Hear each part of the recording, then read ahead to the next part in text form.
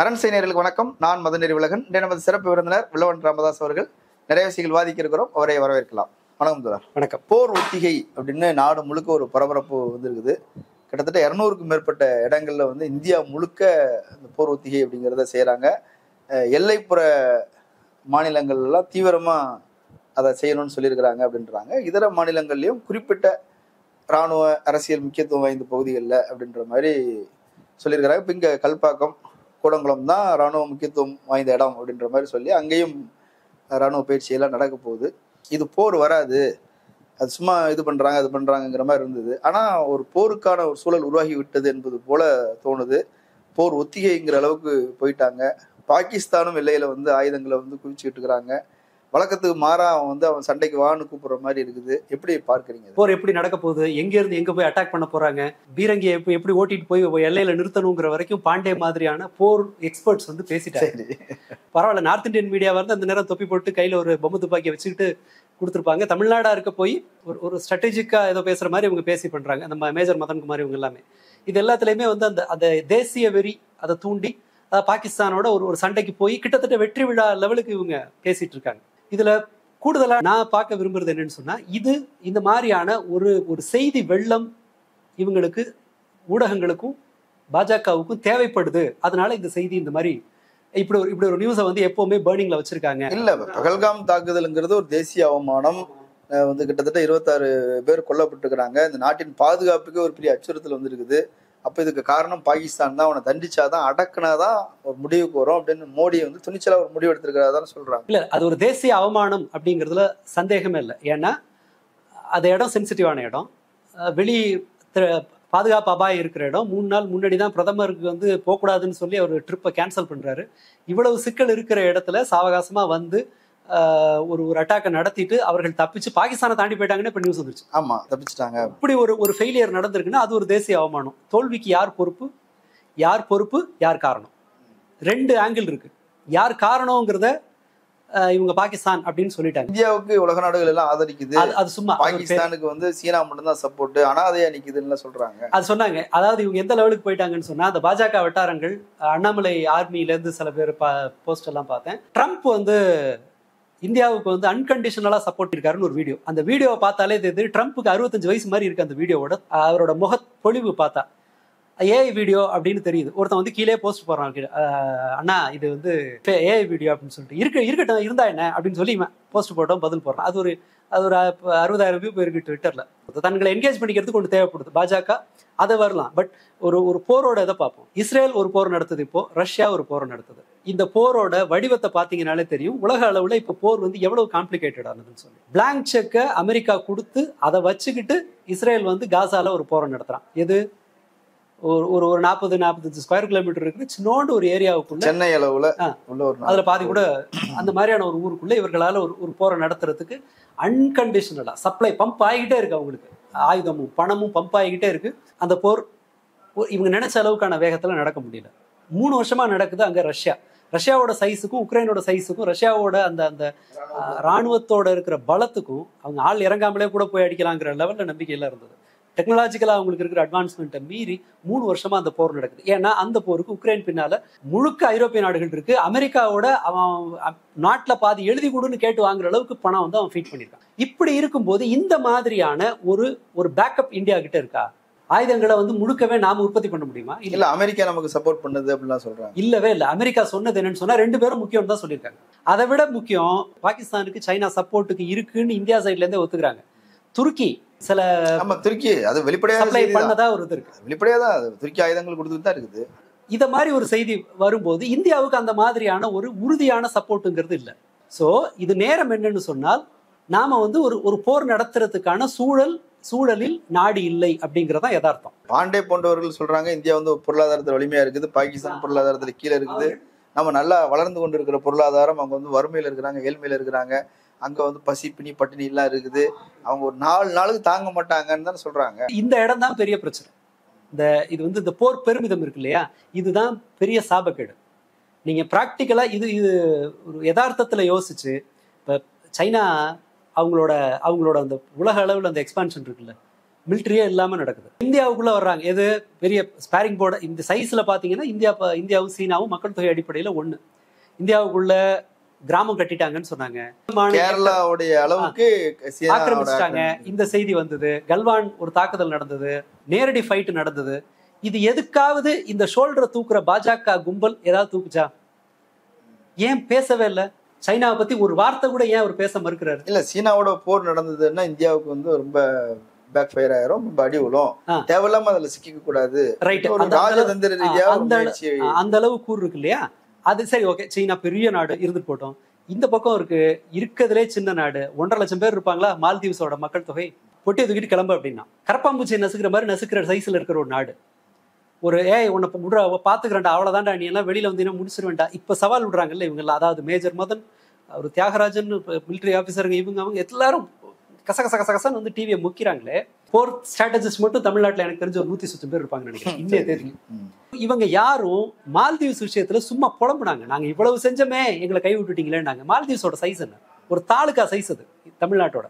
So நீங்க என்னதான் வலுவா இருந்தாலும், ஒரு நாட்டை விட கற்பனை பண்ண முடியாத அளவுக்கு பெரிய வலுவான ஒரு நாடா இருந்தாலும், இன்னைக்கு இருக்கிற உலக அளவிலான அரசியல் நிலவரத்துக்கு ஒரு நாட்டின் மீது அவ்வளவு லேசில் நீங்க அட்டாக்க பண்ணிட முடியாது. இதானே யதார்த்தம். ஸோ இப்போ பாகிஸ்தான் மேல வந்து இவ்வளவு அவசரமா அவன் வந்து சிம்பிளா கேட்கறான், நீ இன்டர்நேஷனல் விசாரணைக்கு நான் தயாருன்ட்டான். ஒரு ராணான்னு ஒருத்தரை கூட்டு வந்திருக்காங்களே, எவ்வளவு வருஷம் ஆச்சு? 2008 தாக்குதலுக்கு பிறகு இப்ப 2025 இருக்கும். இப்பதான் அவரை வந்து அங்க இருந்து கூட்டு வர முடியுது. எப்பயோ திருடு போன பொருட்களை 20 வருஷம் கழிச்சுதான் கூட்டு வர முடியுது. இதெல்லாம் வந்து உலகளாவிய அரசியல் வந்து அது ஸ்லோவா தான் இருக்கும். அதற்காக நீங்க கோட்டை விட்டதை ஆராய்ச்சி பண்ணாம, அதற்கு குறித்த பதிலே சொல்லாம இவங்க வந்து இந்த போர் பதட்டத்தை உருவாக்கும் போது எனக்கு என்ன சந்தேகம் வருதுன்னா, இவர்களுக்கு இந்த மக்களை வந்து ஒரு மாதிரி பேனிக்ல வச்சுக்கிறதுக்கான தேவை இருக்கு. சிந்து நதியை வந்து நிறுத்திய போதே அது வந்து ஒரு போர் அறிவிப்பு தான் என்று நாங்கள் எடுத்துக்கொண்டோம், பாகிஸ்தான் சொல்லிட்டாங்க. ஸோ போர் அறிவிப்பு நாங்கள் எதிர்கொள்ள தயாராகிட்டோம்னு அவங்க ராணுவத்தை வந்து எல்லையில குவிக்கும் போது அவங்களுடைய போர் கப்பல்கள் வந்து ஏவுகணை சோதனை எல்லாம் செய்யறாங்க, பயிற்சி விமானங்கள் வந்து பயிற்சி எடுக்குது. அப்ப இந்தியா சும்மா இருக்க முடியாது இல்ல, அப்ப அவங்களும் அதுல இறங்கி ஆகணும் இல்ல, ஒரு நெருக்கடி வந்துருச்சு இல்ல. இந்த மாதிரி செய்தியை வந்து டெய்லி பேசிஸ்ல விநியோகம் பண்றதே பெரிய பிரச்சனை. ஏன் நடவடிக்கை எடுக்கலன்னு கேட்டா, நேத்து ஒரு முன்னாள் ஆர்மி ஆபீசர், நீங்க கவனிச்சு பாத்தீங்கன்னா தெரியும், இந்த முன்னாள் ராணுவ அதிகாரிகள்னு வர்றவங்க அநேகமா எனக்கு தெரிஞ்சு பிஜேபி சப்போர்ட்டர்ஸ் தான். நீங்க டிவில அதாவது வந்து என்ன நடவடிக்கை எடுத்தாங்க, ஏன் இது ஃபெயிலியர் ஆச்சுன்னு கேட்டா அதெல்லாம் நீங்க கேட்கக்கூடாது. அது ஒரு அரசாங்கம் வந்து எல்லா விஷயத்தையும் வெளியில சொல்லணும்னு அவசியம் இல்லை. அது வந்து சீக்கிரட்டா வச்சிருந்தாதான், நம்மளே இப்ப சொல்லிட்டோம்னு சொன்னா அவங்க சுதாரிச்சிருவாங்க, எதிரிங்க சுதாரிச்சிருவாங்க. ஏன்டா லைட் ஆஃப் பண்ணு, இது எங்கெங்க இருக்கு, கல்பாக்கம் ஒரு சென்சிட்டிவ் ஏரியா, இது ஒரு சென்சிட்டிவ் ஏரியா, இவனுங்களே மேப் போட்டு கொடுத்துட்டு இருக்காங்க. போர் அந்த ஒத்திகை எல்லாம் நடக்குது இல்லையா? இல்ல அது ஒரு என்ன இருந்தாலும் அணு உலை இருக்கக்கூடிய இடம், அதுல நடந்துருச்சுன்னா அதான் அப்படின்னா சீக்கிரட்டா வச்சுக்கணும், சைலண்டா அட்டாக் பண்ணணும் அப்படின்னு உங்க முடிவு பண்ணாங்கன்னா எல்லாத்துலயும் இருக்கணும்ல. இவங்க என்ன பண்றாங்க, மேப்பை போட்டு அந்த இடத்துல எப்படி போய் அட்டாக் பண்ணலாம்னு படம் வரைஞ்சு கட்டுறாங்க. அதுல ஒருத்தர் சொல்றாரு, பாண்டே அப்படியே தகைச்சு போற மாதிரி, அந்த பாகிஸ்தான் ஆக்குபைடு காஷ்மீர் அந்த பிராந்தியத்துல அதை நம்ம பிடிச்சோம்னா உலக நாடுகள் கேள்வி கேட்க மாட்டாங்க அப்படிங்கிறாரு. ஆமா, இப்ப சீனாவுடைய சில்க் ரூட் அங்க போகுது, இப்ப சீனா நம்ம வழிக்கு வந்துருவாங்க, அமெரிக்கா நம்ம இதுக்கு சொல்றதை கேட்பாங்க, பாகிஸ்தான் அடி பண்ணிஞ்சிரும், அவருடைய பொருளாதாரத்துல ஒரு பெரிய அளவுல வந்து ஒரு பாதிப்பு வந்துடும். இதெல்லாம் வந்து ஒரு யோசிச்சுதானே அவங்க பேசுறாங்க. யோசிச்சு பேசுற மாதிரி தெரியலங்கிறதா விஷயம். ஒரு சீரியஸா டெய்லி விவாதம் அது நடத்திக்கிட்டே இருக்காரு. இல்ல, பாகிஸ்தான் ஆக்கிரமிப்பு காஷ்மீர் வந்து இந்தியாவுடைய நிலம், நம்ம இடம், அதை வந்து இந்திரா காந்தியும் நேருவும் விட்டு கொடுத்துட்டாங்க. அப்ப அதை மோடிஜி வந்து அதுல வைராக்கியமா அதை மீட்டு கொண்டு வருகிற முயற்சியில இறங்கி இருக்கிறாரு அப்படின்னு சொல்றாங்க. அதாவது இந்த பழைய இதை கேட்டோம்னு வச்சுக்கோங்களேன், இன்டர்நேஷனலா வர்ற சில நிலைப்பாட்டை வந்து நம்ம ஆராய்ச்சி பண்றோம்னு சொன்னா அது ஒரு நீண்ட சப்ஜெக்ட். பட் இந்த இடத்துல இப்போ இவங்களால ஒரு பதில் சொல்ல முடியுதா? சீனா இந்தியாவினுடைய இவ்வளவு பரப்பை ஆக்கிரமித்திருக்கிறது, யாரு சுப்பிரமணிய சாமி வரைக்கும் சொல்றாங்க. இங்க வந்து அருணாச்சல் பிரதேஷ்ல கிராமம் கட்டியிருக்காங்க, இந்திய நிலப்பரப்புக்கான பெயர்களை சீன மொழியில மாத்துறாங்க. ஈவன் அருணாச்சல் பிரதேச எங்க ஏரியான்னு கிளைம் பண்றாங்க, அவங்களோட அந்த பாஸ்போர்ட்ல கூட ஏதோ பாஸ்போர்ட் தேவையில்லைன்னு சொல்லிட்டாங்க, அது எங்க நிலப்பகுதி, பாஸ்போர்ட் இல்லாம நீங்க சீனாவுக்கு வரலாம்னு சொல்லிட்டாங்க. ஸோ இவ்வளவு விஷயங்களை சீனா செய்யும் போது இந்தியா இந்த இந்த 56 இன்ச்சு மார்புள்ள பிரதமர் எதுவுமே பேசல, அல்லது ரொம்ப சின்ன நாடுகள்ல கூட அவரால் பேச முடியல. பாகிஸ்தானுக்கு எதிரானதுல மட்டும் இவங்க இவ்வளவு ஆவேசம் காட்டுறாங்கன்னா இந்த இந்த இந்த நடத்தையே நாம முதல்ல கேள்வி கேட்க வேண்டியது. இன்னொன்னு, இவங்க இவங்க நினைச்சிட்டு இருக்க மாதிரி அது சுலபம் இல்லைங்கிற யதார்த்தத்தை மக்கள்கிட்ட சொல்லி தான் ஆகணும்.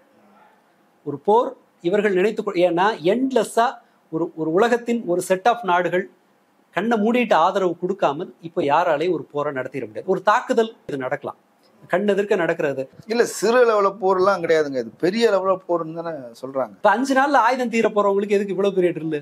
ஆனா யதார்த்தம் வந்து என்னன்னு சொன்னா, ஒரு ஒரு ஒரு போருங்கிறது அது கேட்கிற விலை இருக்கு இல்லையா, அந்த விலைங்கிறது வந்து யார் கொடுக்க போறாங்கிற ஒரு கேள்வி இருக்குல்ல. வரியை உயர்த்துவாங்க.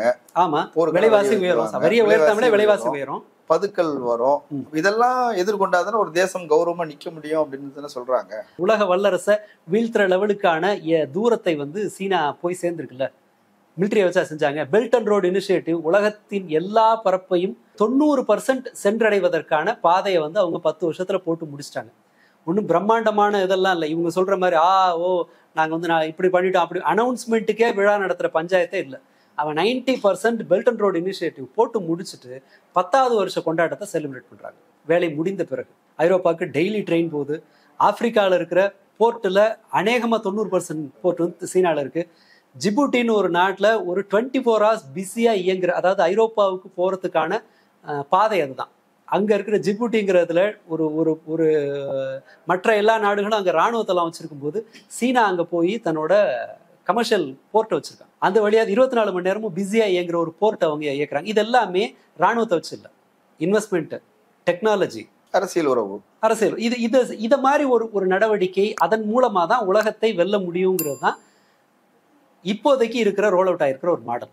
இதுவே இருந்ததுனாலும் கூட இவங்கள மாதிரி இருக்கிற எல்லா ஊடகங்களுக்கும் அள்ளி அள்ளி இறைச்சிட்டு அதாவது வந்து ஸ்கூப் நியூஸை ஒரு ஒரு ஒரு ஃபிளாஷ், ஐ மீன் என்ன சொல்றது, ஒரு பிரேக்கிங் நியூஸா சப்ளை பண்றதுனால ஒரு நாடு வந்து ஒரு போர்ல ஜெயிச்சிரும் அப்படின்னு நாம நம்பக்கூடாது. அண்ட் அதை விடவும் முக்கியம் என்னன்னு சொன்னா, இந்த போர் நடக்கும்ன்றதுல எனக்கு துளியும் நம்பிக்கை இல்லை. என்னங்க அப்படி சொல்றீங்க?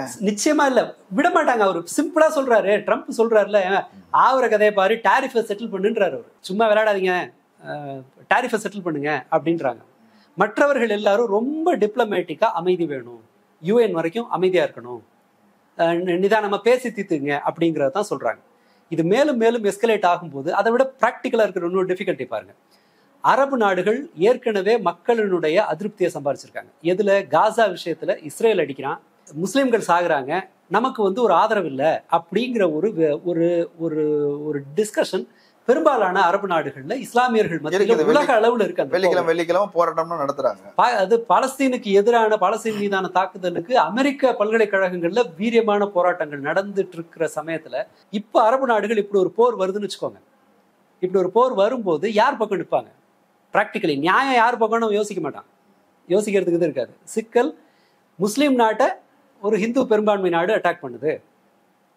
அப்புறம் இங்க முஸ்லிம்களுக்கு எதிராக நடக்கிற அட்ராசிட்டியை பத்தி ஏற்கனவே அரபு நாட்டு இளவரசர்கள், பெரிய அதிகாரத்தில் இருக்கிறவங்க, மலேசியா மாதிரியான நாடுகள், துருக்கி, இவங்க எல்லாம் வந்து எதிர்த்து பேசின வரலாறு உண்டு. மலேசியா, இந்தோனேசியா வரைக்கும். மலேசியாவுக்கு நான் என்ன வாங்க மாட்டேன்னார்ல, அதோட இது விளைவு என்னாச்சு? மலேசியா பேசினா இந்தியாவுக்கு எதிராக உடனே அவர் வந்து பாமாயில் இறக்குமதியே குறைச்சாரு. 20 ரூபா எண்ணெய் லிட்டர் எண்ணெய்க்கு நம்ம ஜாஸ்தி விலை கொடுத்தோம். அவ்வளவுதான் நடக்கும் உலக அளவுல.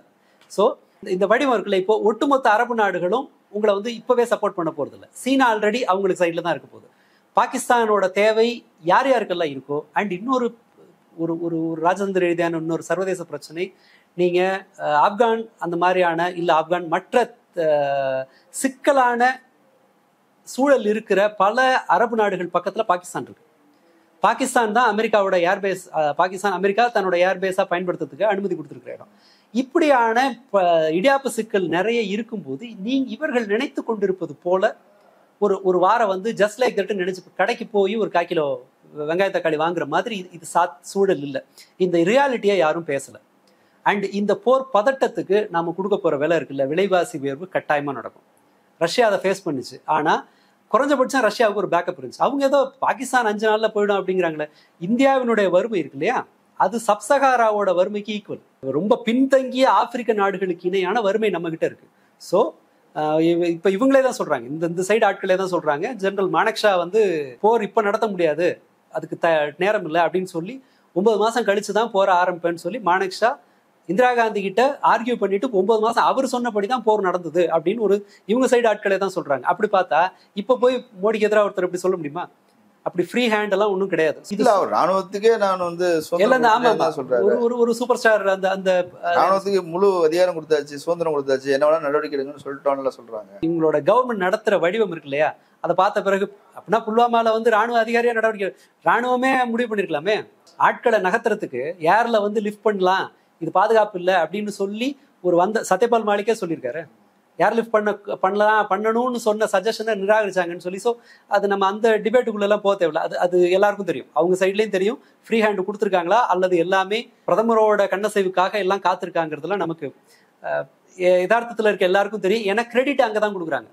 ராணுவம் வென்றதுலாம் சொல்றது இல்லை, மோடி கண் சிவந்தது, அமித்ஷா காது சிவந்தது, இப்படிதான் செய்திகள்லாம் வருது. ஸோ இந்த ஒட்டுமொத்த செய்தி சப்ளையும் இவங்க 2 பேரை மையப்படுத்தி இருக்கும்போது நாம வந்து அப்படியே கண்ணை மூடிட்டு எல்லாருக்கும் ஃப்ரீ ஹேண்ட் கொடுத்துட்டாங்கிறத நான் நம்புறதால ஓகே, ஒருவேளை அது அப்படியே இருந்தாலும் கூட இவங்க அந்த நியூஸை வந்து பம்ப் பண்றது இருக்குல்ல, சந்தையில பம்ப் பண்றது நோக்கம் வந்து மக்களை போர் பதட்டத்துல வச்சுக்கிட்டு பிற தோல்விகளை மறைக்கிறதுக்கு இந்த சூழலை இவங்க பயன்படுத்துறாங்க அப்படின்னு தான் சந்தேகப்பட வேண்டியது. இல்ல, இப்போ அவங்க என்ன சொல்றாங்க அப்படின்னா, இந்த பீதியை உருவாக்குறதுக்காக நாங்க பயிற்சி கொடுக்கலன்னு ராணுவ தளபதி சொல்லியிருக்கிறார். மக்களே வந்து இந்த போர் காலங்கள்ல எப்படி இருக்கணும் அப்படின்றது அவங்களுக்கு தெரியணும். இப்போ வந்து லைட் ஆஃப் பண்ணாங்க, சென்னையில லைட் ஆஃப் பண்ணிட்டாங்கன்னா சென்னை இருக்கிற இடம் வந்து தெரியாது, விமானத்துல வரும்போது அவங்களுக்கு தெரியாது, அவங்களை குழப்பி விட்டுற முடியும். இந்த மாதிரி ஒரு டெக்னிக்கா வந்து அதை ஒரு பயிற்சி கொடுத்துட்டோம்னா மக்கள் லைட் ஆஃப் பண்ணுங்கன்னா லைட் ஆஃப் பண்ணிடுவாங்க. அந்த மாதிரி ஒளிஞ்சிக்கிங்க, குண்டு போட வராங்க, ஃப்ளைட் வருது அப்படின்னா ஒரு சிக்னல் கொடுப்பாங்க, அலாரம் அடிக்கும், போய் ஒளிஞ்சிக்கணும். இந்த மாதிரி ட்ரைனிங் அவசியம் தானேன்னு சொல்றாங்க. இது நடக்கட்டும், பார்க்கலாம். இந்த மாதிரியான ஒரு செய்தி இருக்கு இல்லையா, இல்ல மக்கள் லைட் ஆஃப் பண்ணிட்டு இதெல்லாம் எப்படி வர்றாங்க என்னங்கிறதெல்லாம் பார்க்கலாம். ஆனா இவங்க சொல்ற மாதிரி டெக்னாலஜியை அவ்வளவு மலினப்படுத்தி புரிஞ்சுக்கிறதுக்கு நான் தயாரா இல்லை. ஏன்னா கொலம்பியால இருந்து அமெரிக்காவுக்கு இந்த போதைப் பொருள் கடத்துறாங்கல்ல, கார்டல், இப்போ எதுல கடத்துறாங்கன்னா நீர்மூழ்கி கப்பல்ல கடத்துறாங்க. காட்டுக்குள்ள, கொலம்பியா காட்டுக்குள்ள 22-25 மீட்டர்ல நீர்மூழ்கி கப்பலை செஞ்சு கடல்ல இறக்கி ஆயிரக்கணக்கான கிலோமீட்டர் நீர்மூழ்கி கப்பலை ஓட்டிக்கிட்டு போய் 4-5 வெரைட்டியில நீர்மூழ்கி கப்பல் பிடிச்சிருக்காங்க. 20 வருஷமா செஞ்சவன இப்பதான் அரெஸ்ட் பண்ணிருக்காங்க. யார்? அமெரிக்காவும் கொலம்பியன் போலீஸும் சேர்ந்து. நீர்மூழ்கி கப்பலை ஓட்டிட்டு போற அளவுக்கு உங்களோட டெக்னாலஜி வந்து அட்வான்ஸ் ஆயிருக்கு. மற்ற நாடுகள் மாதிரி இஸ்ரேல் வச்சிருக்கிற அயன்டோம் மாதிரியான ஒரு பாதுகாப்பு ஏற்பாடுகள் கிடையாது. ஏன் இந்த போருக்கு போக வாய்ப்பு ரொம்ப ரொம்ப குறைவுன்றதுக்காக நான் சொல்றேன். முதல்ல இன்டர்நேஷனலா அதை வந்து யாரும் அனுமதிக்க போறது இல்லை இவங்க நினைச்சிட்டு இருக்க மாதிரி ஒன்று. செகண்ட் திங், நாம கிட்ட ஒரு அப்படியான ஒரு டிஃபென்ஸ் சிஸ்டம் நீண்டது. நீங்க ஒரு இது பாத்தீங்கன்னா 1000 கிலோமீட்டர், 4 மாநிலங்கள்ல 500 கிலோமீட்டர்ல இருந்து 1000 கிலோமீட்டர் வரைக்குமான எல்லையை நாம பகிர்ந்துக்கிறோம். பாகிஸ்தான் எல்லை உள்ள மாநிலங்கள்லாம் ரொம்ப நெருக்கடிக்குள்ளாய் தான் இருக்குது. இப்போ அதை விட முக்கியம், நான் எதனால இந்த மாதிரியான ஒரு இது கான்பிடென்ட்டா இருக்கேன்னு சொன்னா, குஜராத், பாம்பே 2 ஏக்களும் இருக்கிற ஊர். இந்தியாவினுடைய முக்கியமானவர்கள் 100 கோடி மக்களை விட முக்கியமான 140 கோடி மக்களை விட முக்கியமான 2-3 குடும்பம் இருக்கு. அந்த இடம் வந்து ரிஸ்க் ஆகிற அளவுக்கான ஒரு எல்லைக்கெல்லாம் அவ்வளவு சுலபத்துல போக மாட்டாங்க. ஆனா இப்ப பங்களாதேஷ் சொல்றாங்களே, இப்ப நீங்க வடகிழக்கு மாநிலங்களை பிடிக்கிறதுக்கு எங்க நாட்டை பயன்படுத்தி அவங்க சொல்லியிருக்காங்க. ஏதாவது இதானுச்சா, ஏதாவது கண் சிவந்தது, மூக்கு சிவந்தது, ஏதாவது செய்தி வந்துச்சா அதை பத்தி? அப்படி எதுவும் தெரியல, நான் எதிர்பார்த்தேன் ஏதாவது பதில் சொல்லுவாங்க அப்படின்னு எதிர்பார்த்தேன். அமெரிக்க அதிபர் டாரிஃபை குறைக்க சொல்லி என்னுடைய பேக் சைடை கிஸ் பண்றதுக்கு உலக நாடுகள் தயாரா இருக்கு அப்படின்னு பேசுறாரு. ஓப்பன் பிரஸ் மீட்ல பேசுறாரு. அது ஒரு போரை விட இது மோசமானது. ஒரு 140 கோடி மக்கள் இருக்காங்க. இந்தியாவினுடைய எக்ஸ்போர்ட்ல அமெரிக்காவுக்கு போற எக்ஸ்போர்ட் தான் அதிகம். ட்ரேட் சர்ப்ளஸ் வந்து அமெரிக்காவோட தான் இருக்கு, நமக்கு சைனாவோட சம்பந்தமே இல்லாத அளவு. ஐடி துறையெல்லாம் அங்கதான். ஆமா, லட்சக்கணக்கான இந்தியர்கள், 40 லட்சம் பேர்கிட்ட இந்திய வம்சாவளி அங்க இருக்காங்க. இது உலகத்தின் அதிக மக்கள் தொகை கொண்ட ஒரு நாடு. விஸ்வகுருன்னு இவங்க பேர். இப்படி ஒரு ஸ்டேட்மெண்ட்டை சொன்னதுக்கு இந்தியாவிட்ட இருந்து சிங்கப்பூர், சைஸ் என்ன, சென்னை சைஸ்ல இருக்கிற ஒரு நாடு, சிங்கப்பூர் அதுக்கு எதிர்வினையாற்றுறாங்க. இந்தியா செஞ்சது என்ன? ஸோ உங்களுக்கு வந்து ஒரு பயஸ் இருக்கு. அதாவது தேவைப்படுற இடத்துல நீங்க வந்து வீரத்தை காட்டுறீங்க, இன்னொரு இடத்துல உங்களுக்கு அவசியம் வேறொரு தேவை இருக்கும்போது நீங்க சைலண்டா இருக்கீங்க. இந்த அடிப்படையிலிருந்து தான் மக்கள் இந்த போர் செய்தியை வந்து ஃபர்ஸ்ட் ப்ராசஸ் பண்ணணுங்கிற. நான் சமயத்தில் ஒரு போர் தேவையா இருக்கலாம். ரஷ்யா 2ஆம் உலக போர்ல ரஷ்யாவுக்கு சம்மந்தமே இல்லை, சமரசமா போயிருக்கலாம். பட் அவங்க 2 கோடி பேரை பலி கொடுத்தது. அவர்களுக்கு ஒரு தேவை இருந்தது, உலகத்தை காப்பாத்துறதுக்கு நம்மளோட பங்கு இருக்கணுங்கிற ஒரு தேவை இருந்தது. ஸோ அப்படி ஒரு சூழல் இருக்குன்னா நம்ம போர் மீது வந்து போரே இல்லை, எல்லார்ட்டையும் சரண்டர் ஆகணுங்கிறது அல்ல நோக்கம். பட் இதற்கு வேறு வழி இருக்கா அப்படிங்கிற கேள்வி ஒண்ணு. இதை எவ்வளவு நேரத்துல செய்யணும், எப்படி செய்யணுங்கிறது அந்த மாதிரி நிதானம் இருக்கா, அது இல்லை. யார் பொறுப்பு, நம்ம சைட்ல என்ன பலவீனம் இருக்கு, நாம முந்தைய தாக்குதல்கள்ல இருந்து என்ன மாதிரி நம்மளை மாத்திக்கிட்டோம் அப்படிங்கிற விவாதம் நடத்துறதுக்கு ஸ்பேஸ் கொடுத்தாங்களா? நீ விவாதம் கூட நடத்த வேண்டாம், அப்படி ஒரு டிஸ்கஷன் நடத்துறதுக்கான ஸ்பேஸ் கொடுத்தீங்களா? கிடையாது. இப்படி எல்லாமே இதாக இருக்கும்போது இந்த ஒரு மாநிலத்துக்கு ஒரு 100 பேரை வந்து வார் எக்ஸ்பர்ட்ஸை இறக்கி விட்டு நடத்துகிற இந்த டிஸ்கஷனில் நடக்கிற போர் இருக்குல்ல, இது ஏதோ ஒரு உள்நோக்கத்தோடு நடக்குது அப்படிங்கிறதா. ஒருவேளை போர் நடத்துகிறவங்களா இருந்தால் இவங்க சைலண்டாக இந்த மாதிரி சீக்ரெட் எல்லாம் எடுத்து பத்திரிகைகளுக்கு கொடுத்து வேலை செய்ய விட மாட்டாங்க. அது பாட்டு ஒரு வேலை போயிட்டு இருக்கும். ஸோ ஓவராலாக பார்க்கும்போது இது வந்து மக்களை திசை திருப்புவதற்கும் அல்லது இந்த விலைவாசி உயர்வு, வேலையின்மை, இதெல்லாமே வந்து உச்சத்தில் போகுது. இப்போ ரீசெண்டாக டிஸ்கஷனை பார்த்தீங்களா, மிடில் கிளாஸ் முடிய போகுது, மிடில் கிளாஸ்னு ஒன்று இருக்க போகிறதே இல்லை, எல்லாத்தையும் கீழே இறக்க போகிறாங்கன்னு. ஐடி செக்டார் சரிவை நோக்கி போயிட்டு இருக்கு. தொழில்துறை இந்தியாவில் வந்து சரிவு. ஆமாம், விவசாயத்துறை நம்ம கேட்கவே வேண்டாம். எல்லா தரப்புலையும் நெருக்கடி உச்சத்தில் இருக்கும்போது ஒரு போர் பதட்டத்தின் மூலமாக அவர்கள் அதையெல்லாம் மறைக்க முயற்சி பண்ணுறாங்க அப்படின்னு நம்புறதுக்கான எல்லா கிரவுண்டும் இருக்குது.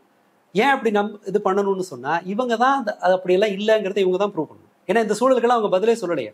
ஐடி செக்டார் வரலாற்றில் இல்லாத அளவுக்கு சரிவை சந்திக்குது அப்படின்னு சொல்கிறாங்க. பதில் சொன்னாரா மோடி? இது ஒரு வார், மக்கள் மீதான ஒரு விரும்பணுமோ விரும்பலையே இது ஒரு தாக்குதல். பதில் சொன்னாரா? இல்லை.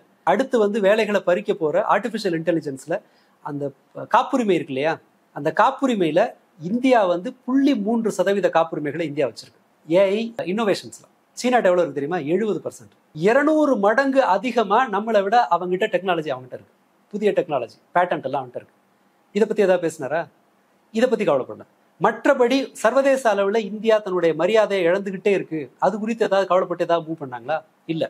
அங்கே அமெரிக்காவில் சம்பவம் பண்ணுறதுக்கு ஆளை ஏற்பாடு பண்ணாங்க, கூலிப்படையை ஏற்பாடு பண்ணாங்கன்னு அமெரிக்க அரசின் குற்றச்சாட்டு இருக்கு. இப்படி எல்லா இடத்துலையும் பேரை கெடுத்துக்கிட்டு இந்த ஒரு இடத்துல வந்து இப்படி ஒரு ஒரு ஒரு மாதிரி ஒரு சவால் விடுற மாதிரியான ஒரு போக்கை செய்கிறாங்கன்னா நாம இந்த போக்கை நாட்டை ஆதரிக்கிறதுங்கிறது ரெண்டாவது, அது ஒரு பக்கம் இருக்கணும். பட் இந்த மாதிரியான நமக்குள்ள இருக்கிற பிரச்சனையெல்லாம் இருக்குல்ல, இதை விவாதிக்கிறதுக்கான ஸ்பேஸே கொடுக்காம இவங்க வந்து இவங்க நினைச்சதை மட்டும் பேசிட்டு இருக்காங்கிறது இருக்கு இல்லையா, அது ஒரு போரை விட மோசமானது. ஏன்னா நாம மக்களை வந்து ஏமாத்துறோம், சுரண்டுறோம். இதுக்கு பதில் சொல்லிட்டா பாஜக இந்த மாதிரியான சந்தேகங்களுக்கு, இந்த மாதிரியான குற்றச்சாட்டுகளுக்கு நேரடியாக வந்து பதில் சொன்னா அப்போ இவங்களோட பாயிண்டை வந்து கன்சிடர் பண்ணலாம். பட் தேசபக்திங்கிற பேரை வச்சுக்கிட்டு மற்ற எல்லாரோட வாயை அடைக்கிறதுக்கு அது ஒரு கருவியாக பயன்படுத்தும் போது அதை நாம தான் ஏற்று கேட்கணும். ஒரு நாள் 2 நாளில் ஒரு நாட்டை அழிச்சிடலாம் அப்படிங்கிறதுக்கு கண்ணெதிர்க்க உதாரணம் மால்தீவ்ஸுக்கு எதிராக நாம் எதுவுமே பேச முடியலங்கிறது தான். ஸோ சர்வதேச சூழல் எவ்வளவு அனுமதிக்குதோ அந்த அளவுக்கு தான் ஒரு நாடு போக முடியும், யாரும் அதற்கு விதிவிலக்கு இல்லை. ஸோ இது கொஞ்சம் எமோஷனலாக இல்லாமல் ப்ராக்டிக்கலாக யோசிக்கணும். பட் சிச்சுவேஷன் அப்படி தான் இருக்குன்னு நினைக்கிறேன். இவங்க இதை வந்து 1 வருஷம் வச்சு ஓட்டலாம்னு நினைச்சிருப்பாங்க. இந்த போரை பற்றி பேசிட்டு இந்த இஸ்லாமிய வெறுப்பு, காஷ்மீர் தீவிரவாதம், காஷ்மீர் மக்கள் மீதான வெறுப்பு இப்படின்னு ஒரு மாதிரி ஒரு எதிர்பார்த்துருப்பாங்க. நான் எல்லாத்தையும் சேர்த்தே சொல்கிறேன், இந்த மீடியாக்களும் சொல்கிறேன், மோடிக்காகவே இயங்குற மீடியாக்களும் சேர்த்தே சொல்கிறேன். பட் அந்த மாதிரி நடக்கல. சம்பவத்தால் பாதிக்கப்பட்டவர்களே காஷ்மீர் மக்கள் மீது, இஸ்லாமியர்கள் மீது வெறுப்பை பரப்பாதீங்கன்னு வீட்டில் ஆளை பறி கொடுத்த மக்கள் பேசுகிறாங்க. ஏன் பாதுகாப்பு குறைபாடு இருந்துச்சுன்னு பாதிக்கப்பட்டவங்க பேசுகிறாங்க. இந்த பேச்சு இப்படி ஒரு விவாதம் வருங்கிறத அவங்க எதிர்பார்க்கல. ஏன்னா புல்வாமாவில் அந்த மாதிரி ஒரு சூழலே நடக்கலை. ஸோ இவங்க என்ன செய்ய வேண்டியிருக்குன்னா பிரச்சனையை இன்னும் கொஞ்சம் ஒரு அடுத்த எல்லைக்கு கொண்டு போக வேண்டியிருக்கு. ஸோ இந்த பதட்டத்தை இன்னும் கொஞ்சம் நீட்டிச்சுட்டு எல்லார் வாயும் எப்படி அடைக்க முடியுமோ அடுத்த லெவலுக்கு போகிறாங்க. பட் ஈவன் இதுவும் கூட எவ்வளோ நாள் எடுபடும்னு தெரில. இது ஒரு அந்த சாதிவாரி கணக்கெடுப்பு நாங்கள் நடத்துகிறோம், அதை நடத்துகிறோன்னு சொல்லி மாட்டிக்கிட்டு அது என்னன்னு சொன்னால் அது ஒரு அந்த பாம்பு வாய்க்குள்ளே போகிற மாதிரி. அது நீங்கள் எவ்வளோ உள்ளே போகிறீங்களோ அவ்வளோக்கு வெளியில் வர முடியாது. இதை மாதிரியான ஒரு நெருக்கடிக்குள்ளே இவங்களே தன்னை மாட்டிக்கிறாங்க அப்படின்னு தான் நான் நினைக்கிறேன். இப்போவும் என்னோட ரெக்கமெண்டேஷன் என்னன்னு சொன்னால், நாம் இந்த மாதிரியான ட்ரையல் அண்ட் எரர் எடுக்கிற நிலையில் இந்தியா நாடு இல்லை. 143 கோடி மக்கள், இவங்க 10% 20% விலை உயர்வு அப்படிங்கிறதெல்லாம் வந்து இந்திய மக்கள் தொகையால் தாங்கக்கூடியதா இல்லை. அது வார விட மோசமானது. மற்ற கவனம் செலுத்த வேண்டிய விஷயத்துலேருந்து மக்களை திசை திருப்பிட்டு ஒரு வருஷத்துக்கு 1 கோடி இளைஞர்கள் புதுசாக வேலை தேடி மார்க்கெட்டுக்கு வரும்போது இந்தியா இந்த மாதிரியான ட்ரையல் அண்ட் எரர் எடுக்கிற நிலைமையில் இல்லை. நிதானம் தேவைப்படுற இடத்துல நிதானமாக இருக்கிறது தான் வழி. ஒரு இது சொல்லாங்க, சண்டையை ஒருத்தன் நினச்சா ஆரம்பிச்சிடலாம், சண்டையை ஒருத்தன் நினச்சா நிறுத்த முடியாது. ஸோ இதில் நீங்கள் ஒரு சாதாரணமாக 2 பேர் ரோட்டில் 2 பேர் சண்டை போட்டுக்கிறவங்களுக்கு என்ன அட்வைஸை, கடும் வறுமையில் இருக்கிற 2 பேர் ரோட்டில் கட்டை எடுத்து அடிச்சுக்கிட்டா நம்ம என்ன சொல்லுவோம்? எப்பா இந்த கேஸை கூட உன்னால் தாங்க முடியாது, நிதானமாக இருன்னு ஒன்று சொல்லுவோம் இல்லையா? இதுக்கு வந்து வெறும் 2 நபர்களுக்கு மட்டும் இல்லை, இது உலகளாவிய நிதர்சனம் இதுதான். ஸோ இந்த எல்லையில் இவ்வளோ பேர் இந்த சமயத்தில் இந்த மாதிரியான ஒரு மக்கள் இப்படி ஒரு செய்தி வெள்ளத்தில் மூழ்கும் போது நாம் இதை பேசணுமா அப்படின்னு கேட்டால், நான் பேசணுங்கிறதுக்கான நியாயமாக சொல்ல வருது என்னன்னு சொன்னால், குறைஞ்சபட்சம் இப்படி ஒரு செய்தி யாருக்காவது போனா அட்லீஸ்ட் அவங்க தனக்கு சுத்தி இருக்கவங்கள இது பண்ணலாம், கவனம் செலுத்த வேண்டிய விஷயத்துல கவனம் செலுத்தலாம். அப்படிதான் நான் நினைக்கிறேன். பார்க்கலாம். நிறைய தகவல்கள் சொல்லியிருக்கிறீங்க. இன்னும் அடுத்தடுத்து என்ன நடக்குதுன்னு பார்க்கலாம். கலந்து கொண்டு கருத்துக்களை போய் நமக்கு நன்றி. நேரிலே மற்றொரு விருந்தினோடு மீண்டும் சந்திக்கலாம். நன்றி. அரண்சை நண்பர்களுக்கு வணக்கம். அரண்சை ஊடகம் சுயேட்சையாக இயங்குவதற்காகவே உருவாக்கப்பட்டது. நாம் செய்கிற வேலை உண்மையிலேயே மக்களுக்காக செய்கிறோம் என்பதை நீங்கள் நம்பினால், வாய்ப்பு இருந்தால் இந்த ரேசர் பே QR கோடுக்குள்ளே நீங்கள் அதை ஸ்கேன் பண்ணி எங்களுக்கு உங்களால் இயன்றதை விருப்பம் இருந்தால் ஆதரவு தெரிவிக்கலாம்.